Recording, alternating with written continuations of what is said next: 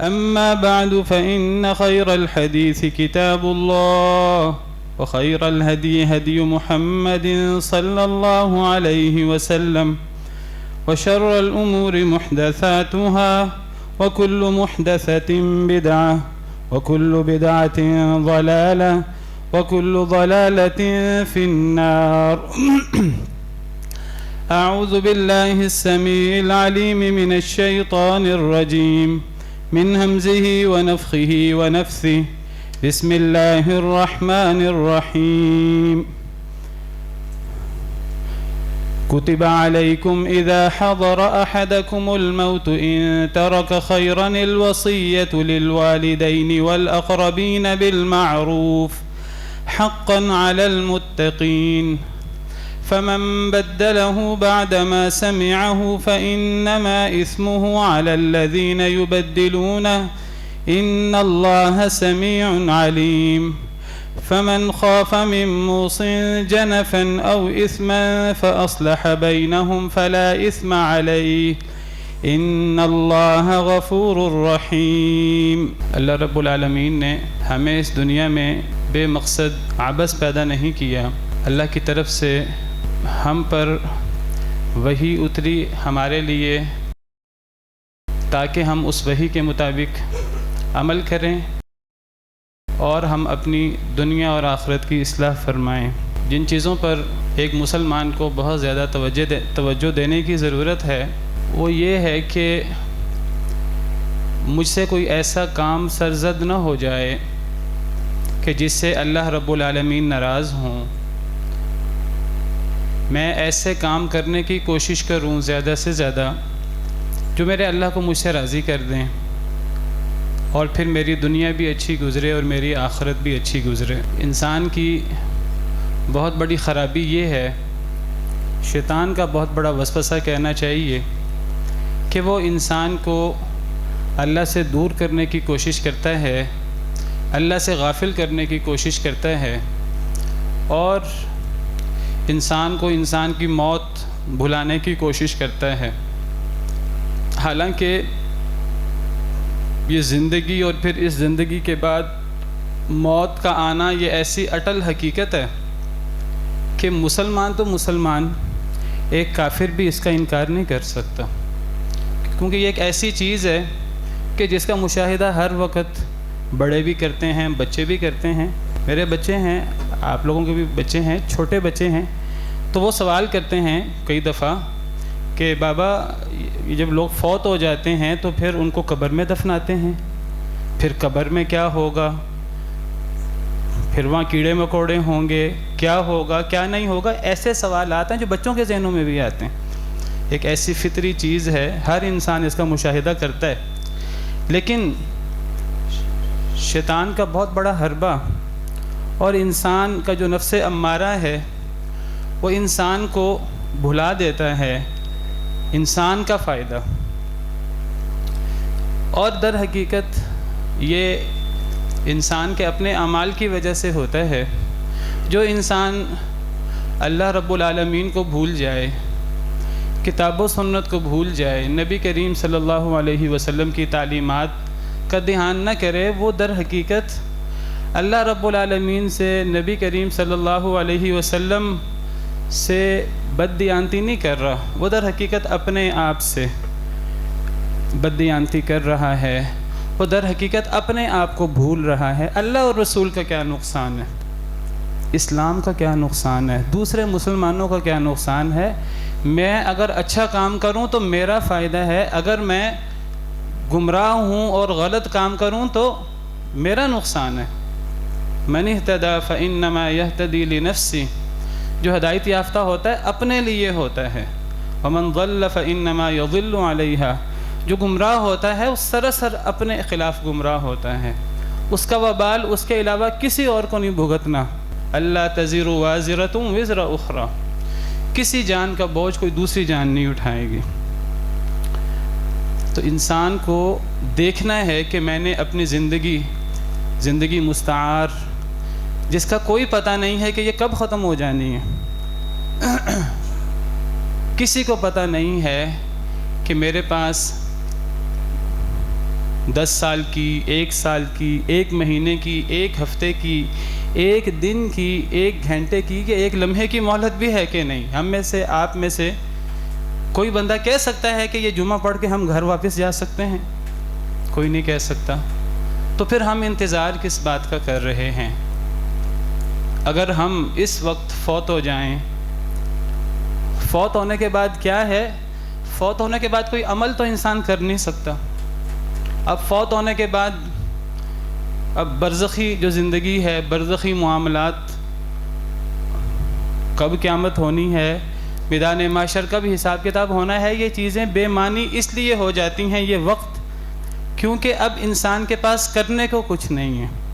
اب انسان کے نامہ اعمال میں اضافہ نہیں ہو سکتا، انسان کوئی نیکی نہیں کر سکتا. اب آپ سمجھیے کہ موت آئی تو اب انسان کے سامنے قبر کی، اگر نیک ہے تو قبر کی نعمتیں، اگر گناہ گار ہے اللہ معاف کرے تو قبر کی ہول نہ کیا، اور میدان محشر اور جنت جہنم انسان کے سامنے. قیامت میں اس لحاظ سے اگر آپ اس کو اس انداز سے دیکھیں تو قیامت بہت قریب ہے، پلک جھپکنے کے بھی قریب ہے. آپ یہ بھی نہیں کہہ سکتے کہ قیامت ہم سے، لوگ کئی دفعہ سوال کرتے ہیں کہ جی قیامت میں بھی کتنا عرصہ باقی ہے. جب ہمیں ہماری موت کا نہیں پتہ تو پھر یہ سوال بے معنی ہو جاتا ہے.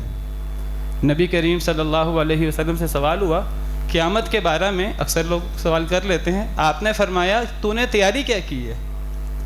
یہ دیکھو کہ تم نے تیاری کیا کی ہے، کیونکہ موت کا فرشتہ آیا اور یہ جو چلتی سانس ہے یہ ڈور ٹوٹی تو اس کے بعد اب اپنے اعمال کا بدلہ ہی ہے، اور کیا ہے؟ کچھ بھی نہیں ہے. تو بہت اہم چیز، اللہ کے دیگر احکامات سارے احکامات ہی اہم ہیں، ان میں سے بہت اہم چیز جس پہ توجہ دینے کی ضرورت ہے وہ ہے کہ میری موت، کہ میں مر جاؤں گا تو مرنے کے بعد میرا معاملہ کیسے بہتر ہو سکتا ہے، میرے بیوی بچے اور میرے ورثاء ان کا کیا بنے گا. تو وصیت کا معاملہ، میں آج وصیت کے حوالے سے آپ کے سامنے کچھ گزارشات کرنا چاہتا ہوں. اور وصیت کا تعلق اس چیز کے ساتھ ہے کہ انسان کو اپنی موت یاد ہو. وصیت، اس کا تعلق دینی امور سے بھی ہے، دنیاوی امور سے بھی ہے. بلکہ میں اکثر کہا کرتا ہوں کہ یہ جو دین اور دنیا کی تقسیم ہے یہ ہم نے بنا رکھی ہے. ایک مسلمان کے ہاں دین اور دنیا یہ کوئی 2 الگ چیزیں نہیں ہوتی. جن چیزوں کو ہم دنیاوی امور کہتے ہیں اگر اللہ کے لیے ان کو سر انجام دیا جائے تو وہ دین بن جاتا ہے، اور جنہیں ہم دینی امور کہتے ہیں، مسجد، نماز، روزہ، زکوٰۃ، یہ اللہ کے لیے نہ کی جائیں، دنیا کے لیے کی جائیں تو یہ دنیا بن جاتی ہیں اور ان کا وبال ہوتا ہے انسان پر. نماز نہ پڑھنے والے، ٹھیک ہے وہ بھی گناہ گار ہیں، نماز پڑھنے والے بھی گناہ گار ہوتے ہیں. فویل للمصلین قرآن کی آیت ہے، نماز پڑھنے والوں کے لیے یہ ہلاکت ہے. اب یہ کون سے نماز پڑھنے والے ہیں، وہ اس کی مزید تفصیلات ہیں، الگ تفصیل ہے. تو یہ دین دنیا کی اصل میں تقسیم نہیں ہے. بہرحال ہم نے جو دین دنیا کی تقسیم بنا رکھی ہے اس حساب سے دینی فوائد بھی ہیں وصیت کے، دنیاوی فوائد بھی ہیں بہت زیادہ. اگر آج کسی سے سوال کیا جائے کہ آپ نے اپنی کوئی وصیت تیار کی ہے تو اگلا بندہ حیران ہو جائے گا، حیران ہو کر آپ کو دیکھے گا، ممکن ہے آپ سے لڑ پڑے کہ آپ کا خیال ہے کہ میں مر رہا ہوں. تو بھئی کسی کو کیا پتہ ہے کہ اس نے کتنا عرصہ باقی رہنا ہے. ہر انسان کی وصیت انسان کے ساتھ ہونی چاہیے ہر لمحہ. یہ اللہ کا فرمان ہے، یہ نبی کریم صلی اللہ علیہ وسلم کا حکم ہے. جو لوگ اس چیز کو مد نظر نہیں رکھتے، اپنی موت انہیں یاد نہیں ہے، اس کی سزاؤں میں سے ایک سزا یہ بھی ہے کہ اس آدمی کی موت اچانک آتی ہے. اس آدمی کو مہلت نہیں ملتی کہ وہ مرتے وقت اس کو کچھ مہلت مل جائے اور وہ اس مہلت سے فائدہ اٹھا کر اپنی اصلاح کر لے. جو لوگ موت کو بھول جاتے ہیں تو اس کی سزاؤں میں سے ایک سزا اچانک موت ہے. اللہ قرآن کریم میں فرماتے ہیں، سورہ یاسین کی آیات ہیں، وَيَقُولُونَ مَتَى هَذَا الْوَعْدُ إِن كُنتُمْ صَادِقِينَ، کہ وہ بدبخت کفار وہ سوال کرتے ہیں کہ یہ وعدہ کب پورا ہوگا اگر تم سچے ہو، یہ قیامت کب آئے گی؟ قرآن کریم، نبی کریم صلی اللہ علیہ وسلم کی دعوت کہ جی اگر اللہ کی بات نہ مانی تو قیامت آ سکتی ہے، موت آ سکتی ہے۔ تو آگے سے مذاق اڑاتے تھے کہ یہ موت اگر آنی ہے، قیامت اگر آنی ہے تو آتی کیوں نہیں ہے؟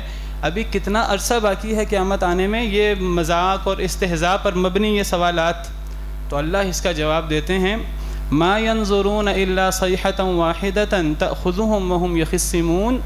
یہ جو قیامت کے بارے میں استہزاء کرتے ہوئے سوال کر رہے ہیں، اللہ فرما رہے ہیں ایک چیخ کی بس دیر ہے، ایک چیخ ہوگی اور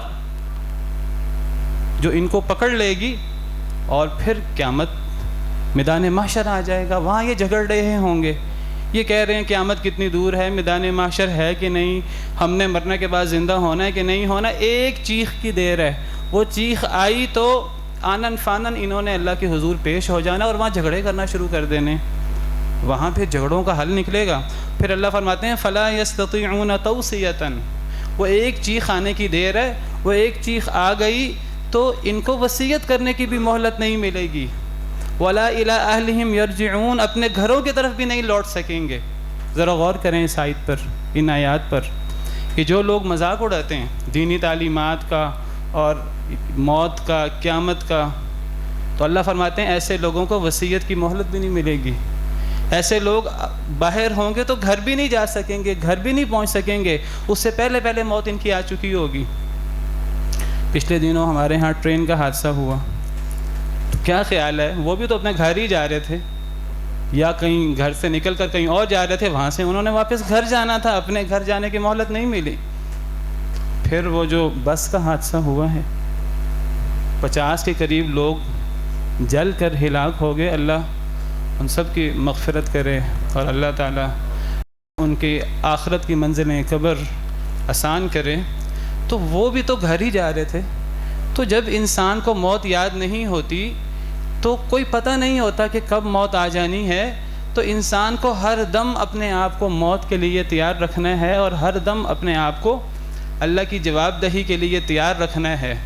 اگر کوئی وصیت کرنے سے متعلق چیز ہے تو انسان کی ذمہ داری ہے کہ انسان وصیت کا انسان دھیان کرے۔ اگر ایک انسان نے کسی سے قرض لیا ہوا ہے اور ابھی قرض ادا نہیں ہوا اور موت آ جاتی ہے، تو نبی کریم صلی اللہ علیہ وسلم کا ارشاد ہے، آپ نے فرمایا، صحیح حدیث ہے، نفس المؤمن معلقۃ بدینہ حتی یقضى عنہ، ایک مومن کی جان اس کے قرض کے ساتھ معلق رہتی ہے حتیٰ کہ وہ قرض اس کی طرف سے ادا کیا جائے۔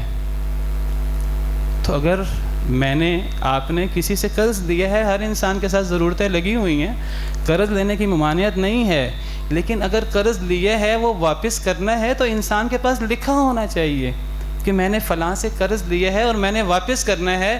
اگر یہ بات آپ نہیں لکھیں گے، کسی کو نہیں پتہ، تو آپ فوت ہو جائیں گے، تو آپ کے بعد آپ کی جائیداد کو آنن فانن آپ کے ورثہ تقسیم کر لیں گے، آپ کی جان معلق رہے گی۔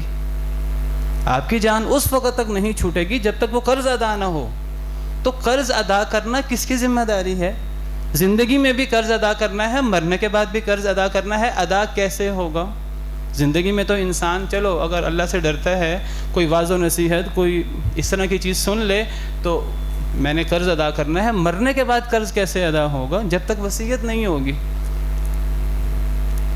تو جب تک انسان کا قرض ادا نہ ہو اس وقت انسان کی جان معلق رہتی ہے، والعیاذ باللہ۔ یہ وصیت کرنا یہ اللہ رب العالمین کا حکم ہے، انبیاء کرام علیہم السلام کی سنت ہے۔ نبی کریم صلی اللہ علیہ وسلم نے بھی وصیت کی، بار بار اپنی امت کو اچھی اچھی باتوں کی وصیت کی۔ اپنی زندگی میں بھی آپ وصیت کرتے رہے امت کو، اور اپنے مرض الوفات میں بھی آپ اپنی امت کو وصیتیں کرتے رہے، جن میں آپ نے نماز کی وصیت کی، جن میں آپ نے غلام، لونڈی، جو ماتحت لوگ ہیں ان کے بارے میں وصیت کی، تقوی وغیرہ کی، تو آپ وصیت فرماتے رہے۔ سیدنا ابراہیم علیہ السلام، سیدنا یعقوب علیہ السلام کی وصیت کا ذکر قرآن میں موجود ہے۔ وَوَصَّى بِهَا إِبْرَاهِيمُ بَنِيهِ وَيَعْقُوبُ يَا بَنِيَّ إِنَّ اللَّهَ اصْطَفَى لَكُمُ الدِّينَ فَلَا تَمُوتُنَّ إِلَّا وَأَنْتُمْ مُسْلِمُونَ۔ ابراہیم علیہ السلام نے اپنے بیٹوں کو وصیت کی، اور یعقوب علیہ السلام نے بھی۔ کیا وصیت کی؟ کیا میرے بیٹو، اللہ نے تمہارے لیے یہ دین کو چن لیا ہے تو تمہاری موت دین اسلام پر ہی آنی چاہیے۔ انسان کہتا ہے کہ میرے مرنے کے بعد میرے بچوں کا کیا بنے گا، تو بچوں کے حوالے سے سب سے اہم چیز جس کی انسان کو اپنی زندگی کے اندر تگ و دو کرنے کی ضرورت ہے اور مرنے کے بعد فکر کرنے کی ضرورت ہے، تو وہ بچوں کی دینی تربیت ہے۔ اور انسان کو اپنے بچوں کے بارے میں وصیت کرنی چاہیے، باقاعدہ وصیت لکھی ہونی چاہیے ایک انسان کی اپنے بچوں کے بارے میں کہ اے میرے بچوں، میرے بعد اللہ کے احکامات پہ چلتے رہنا، میرے بعد اللہ کی نافرمانی نہ کرنا، میرے بعد دین اسلام پر قائم دائم رہنا۔ یہ نبیوں کی وصیت ہے، سیدنا ابراہیم علیہ السلام کی، سیدنا یعقوب علیہ السلام کی۔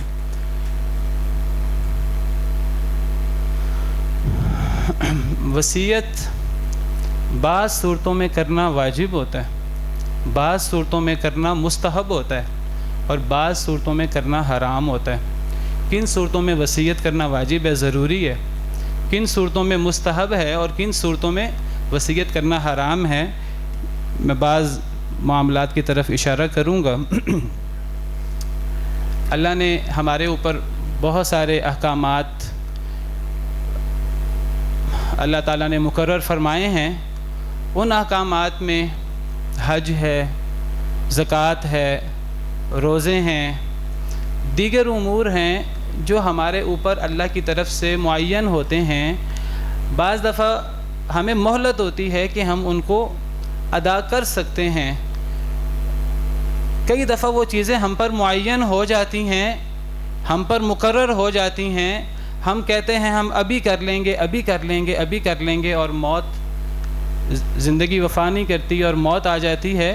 تو ایسی چیزیں اگر ایک انسان کی باقی رہتی ہوں تو انسان کی یہ ذمہ داری ہے اور انسان پر یہ فرض اور واجب ہے کہ انسان وصیت کرے، وصیت لکھ کر رکھے کہ جی میرا حج رہتا ہے اور میرے پاس حج کرنے کی استطاعت موجود ہے اور میں نے حج کرنا ہے۔ اگر میں حج نہ کر سکا موت کی وجہ سے، بیماری کی وجہ سے، تو میری طرف سے حج کیا جائے۔ یہ انسان کے اوپر ضروری ہے۔ کسی انسان کے اوپر زکوٰۃ فرض ہو گئی ہے، سال گزر گیا ہے اور اس کے پاس اتنا مال تھا کہ جس کے اوپر زکوٰۃ دینی تھی، ابھی وہ زکوٰۃ نکال نہیں سکا، اس نے زکوٰۃ نکالنی ہے۔ ایسے حالات تو انسان کو لکھ لینا چاہیے۔ اگر وہ لیٹ کرتا ہے، پہلی بات تو یہ انسان لیٹ کرے ہی نہ، جیسے ہی انسان کے اوپر حج فرض ہو انسان حج کر لے، لیٹ کرے ہی نہ۔ بہرحال حج مخصوص مہینے میں ہوتا ہے، کئی مہینے کئی مرتبہ انتظار کرنا پڑتا ہے۔ حج کا تعلق استطاعت کے ساتھ ہے، استطاعت ہوئی۔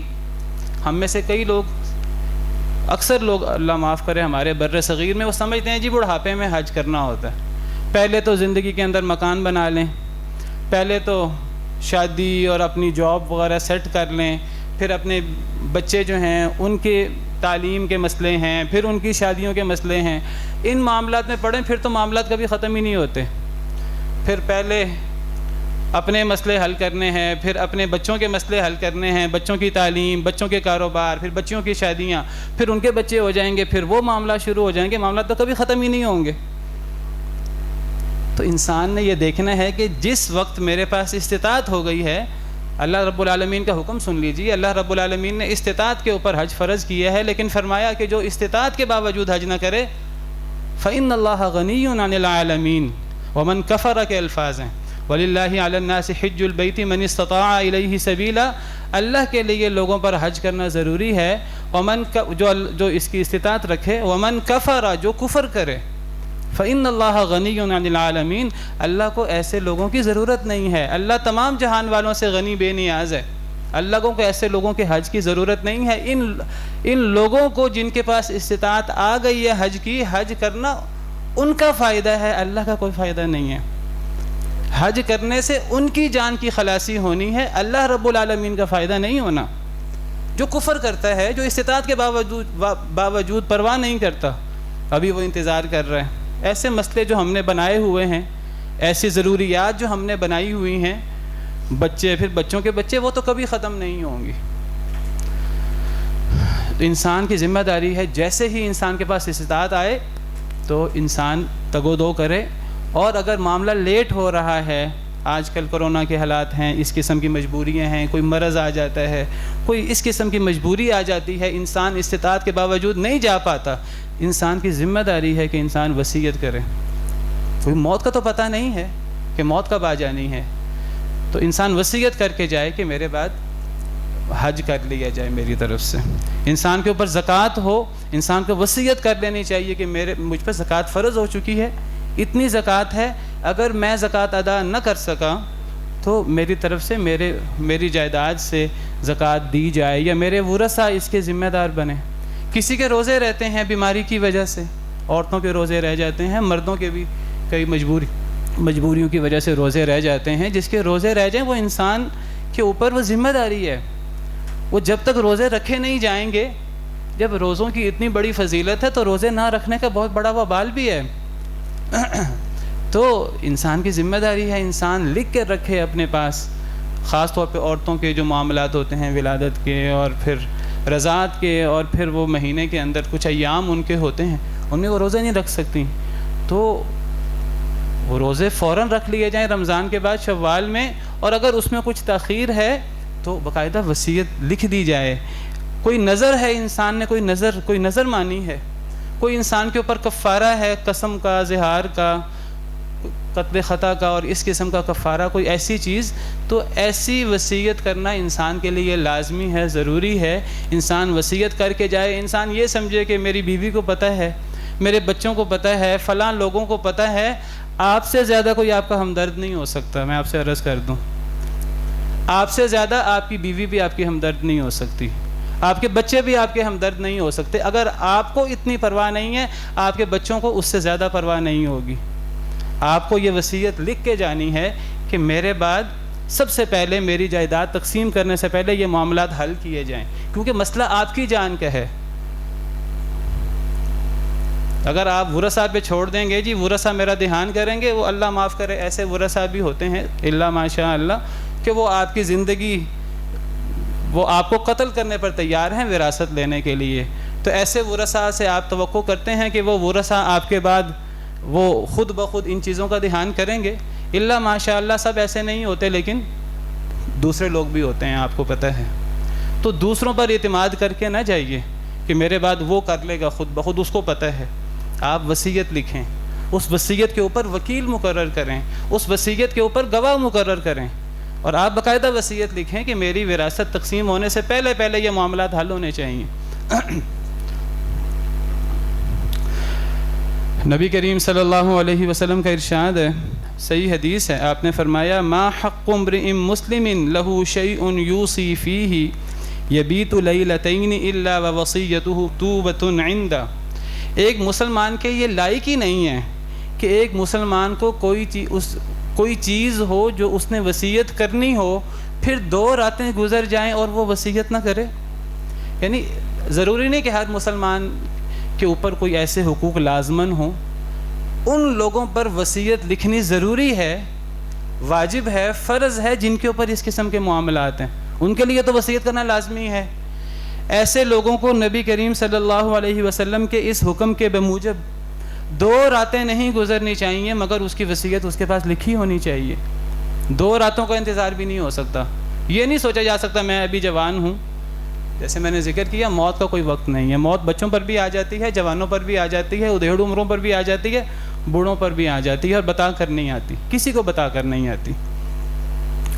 یہ جو حدیث میں نے آپ کے سامنے پیش کی ہے، یہ حدیث سیدنا ابن عمر رضی اللہ عنہ سے مروی ہے، اور صحابہ کرام کا طرز عمل دیکھیں۔ سیدنا ابن عمر اس حدیث کو بیان کر کے فرماتے ہیں ما مرت علی لیلۃ منذ سمعت رسول اللہ صلی اللہ علیہ وسلم قال ذلك الا وعندي وصیتی۔ فرماتے ہیں کہ جب سے میں نے یہ نبی کریم صلی اللہ علیہ وسلم کا فرمان سنا ہے، اس وقت سے ایک رات نہیں گزری، ہر وقت میری وصیت میرے ساتھ ہوتی ہے، میں نے وصیت لکھ کے رکھی ہوئی ہے۔ کوئی اہم کام ہے جو میں سمجھتا ہوں کہ میں اپنی زندگی میں نہیں کر سکا اور وہ ہونا چاہیے میرے بعد، تو اس کو وصیت میں لکھ لیں۔ حضرت ابن عمر فرماتے ہیں ایک رات اس فرمان کے سننے کے بعد، حضرت عمر ہی اس حدیث کے راوی ہیں، کہتے ہیں ایک رات بھی نہیں گزری، میری وصیت میرے پاس لکھی ہوئی ہر وقت موجود ہے کیا ہمارا بھی طرز عمل یہ ہو سکتا ہے کہ نہیں؟ صحابہ کرام ہمارے لیے مثال ہیں، تو صحابہ کرام کی طرح ہمیں دین پر عمل کرنا ہے۔ آج ہی آپ سب لوگ جن کے اوپر کوئی حقوق ہیں، آج آپ لوگ وصیت لکھیں۔ ایسی وصیت لکھنا ضروری ہے، فرض ہے۔ اگر ایک انسان فوت ہو جاتا ہے ایسی وصیت لکھے بغیر، اور پھر وہ اس کے اوپر فرض یا حق ادا نہیں ہوتا، وہ انسان گناہ گار ہو کے فوت ہو رہا ہے۔ انسان یہ نہیں کہہ سکتا ہے اللہ تعالیٰ کو، اللہ تعالیٰ میں تو فوت ہو گیا تھا۔ اس کی ذمہ داری تھی کہ وہ وصیت لکھ کے فوت ہو۔ وصیت کی ایک قسم ہے کہ جس کو مستحب وصیت کہا جاتا ہے۔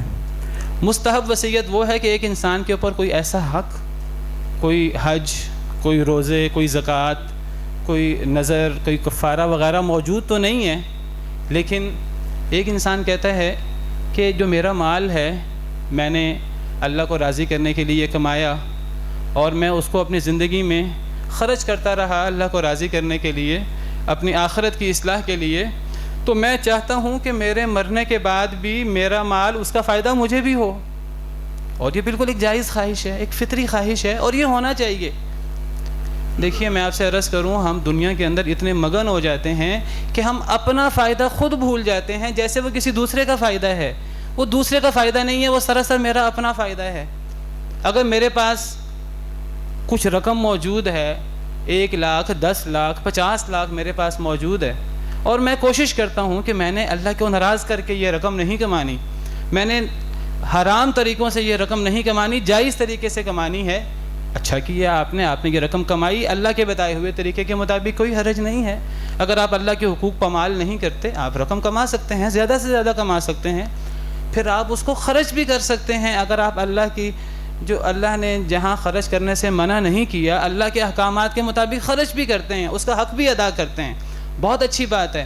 لیکن آپ کو اس رقم کا فائدہ صرف آپ کی زندگی میں نہیں ہونا چاہیے، آپ کو اس رقم کا فائدہ آپ کے مرنے کے بعد بھی ہونا چاہیے۔ وہ کیسے ہوگا؟ اپنی زندگی کے اندر آپ صدقات کریں، خیرات کریں، ایسے صدقات کریں جو صدقہ جاریہ ہو، اور مرنے کے بعد بھی آپ صدقہ کر سکتے ہیں۔ آپ مرنے کے بعد بھی اپنی وصیت میں یہ بات لکھ سکتے ہیں کہ میری جائیداد میں سے اتنی رقم کو فلاں اچھے کام میں خرچ کیا جائے، یہ آپ کا حق ہے اور بالکل جائز حق ہے۔ اور جو آپ مرنے کے بعد اپنے لیے اس قسم کی وصیت لکھ کے جائیں گے، جو وصیت کرنا مستحب ہے، یہ وہ مال ہے جو آپ کا ہے۔ جو آپ وصیت کر کے نہیں جاتے تو یاد رکھیے وہ مال آپ کا نہیں ہے، وہ آپ کے ورثاء کا ہے۔ قطع نظر اس کے کہ وہ ورثاء آپ کے ساتھ کتنے ہمدرد ہیں، وہ کتنے دیندار ہیں یا دیندار نہیں ہیں، وہ پھر مال آپ کا نہیں ہے۔ نبی کریم صلی اللہ علیہ وسلم کا ارشاد ہے، صحیح مسلم کی حدیث ہے، آپ نے فرمایا انسان کہتا ہے مالی مالی، میرا مال میرا مال۔ آپ نے فرمایا یاد رکھو تمہارے مال 3 طرح کے ہوتے ہیں۔ تمہارا ایک مال وہ ہے جو تم نے کھا لیا اور کھا کر ختم کر دیا، تمہارا دوسرا مال وہ ہے جو تم نے پہن لیا اور پہن کر بوسیدہ کر دیا، اور تمہارا تیسرا مال وہ ہے جو تم نے صدقہ کر دیا اور صدقہ کر کے محفوظ کر لیا۔ یہ 3 مال انسان کے ہیں۔ انسان کروڑوں کا مالک ہو، اربوں کا مالک ہو، کھربوں کا مالک ہو، وہ مال انسان کا نہیں ہے۔ آپ نے فرمایا وہ باقی مال انسان کے ورثاء کا ہے، وہ لوگوں کے لیے انسان چھوڑ کے جا رہا ہے۔ یہ انسان کا بہت بڑا مغالطہ ہے کہ وہ میرا مال ہے، یہ اربوں کا مال، کھربوں کا مال تیرا نہیں ہے۔ تجھے اگر ضرورت ہے تو تجھے 2 روٹیوں کی ضرورت ہے ایک وقت میں، تجھے اگر ضرورت ہے تو تجھے تن ڈھانکنے کے لیے لباس کی ضرورت ہے، اور وہ لباس بہت زیادہ رقم کا نہیں آتا۔